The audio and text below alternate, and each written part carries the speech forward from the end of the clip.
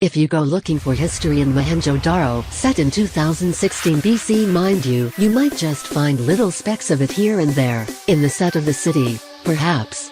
In the way it appears to have been laid out and planned. Maybe in the barter system in operation amongst the traders. But come closer into the marketplace, and the foreign businessmen there make you feel like you are in the ancient Egypt section at Universal Studios. You won't find history in the mumbo-jumbo of a lingo which quickly mutates into something reminiscent of KP's Axma's mix of dialects and Logon. Sample, Chidiakabak Chabada Hon Sipogar Hadvi Tuudnahin Pada. If the baby bird leaves home before it's old enough it won't be able to fly. Hawamain ka kibu arehi hey, there is a smell of wrongdoing in the air. Os kibun hey uskakasa, palmain hawahoyayaga, his anger is like dewdrop, it will vanish in the air. You won't find the past staring back at you in the song and dance either, a curious mix of whirling dervishes and belly dancing. And you certainly won't find history in the weird headgear, or the strappy Greek sandals, or the elegant cotton hangloom kadi weaves, the open stitching and indigo-dyed fabric worn by the Mohenjo Daro inhabitants that could well inspire Fabindia to launch a brand new range.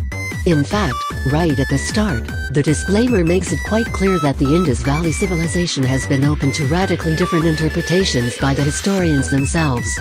So how can director Ashutosh Gowarikar claim any authenticity? The very straight, simple and oft-repeated tale of foster parents, mistaken identity, good versus evil is just another fantasy, a mishmash of many such larger-than-life epics, from the Ten Commandments to Gladiator via Troy and Bahubali.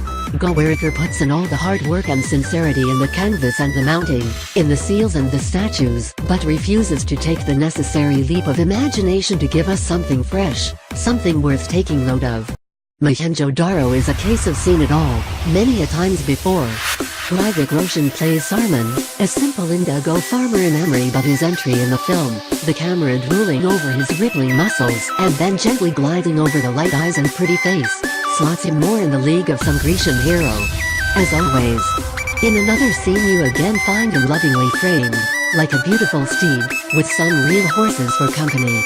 He does a quick fight with a crocodile in the river to establish his heroism, then goes on to dream of a unicorn, the civilization's purest animal apparently. He wants to travel to Mohenjo Daro, but the uncle won't let him. For him it's a cesspool of greed, which the untainted young boy should stay away from. But he goes there, finds love in Chaini, Huoyaheg, perpetually pouty, pleased and baffled, and his true calling as well.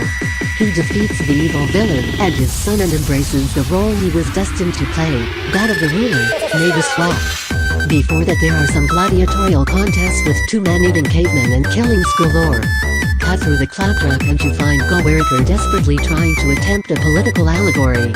He tries to pitch political ideas in an elemental, primordial context, be it the anti-ban stance or the takedown of taxation which is ostensibly for the welfare of the poor and the downtrodden but actually fills out from the hands, evil ruler, Kabir Bedi, coffers and facilitates arms trade. Does that ring a bell? Gowarikar's primal call is for a culture of protest, and for the might of one to take on the whole rotten system.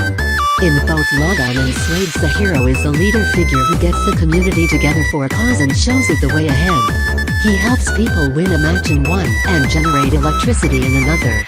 Here Hrithik helps overthrow a despot, and build a bridge across a river in fury. Yes, noble ideas all, but the kind that try the audience's patience then engage them.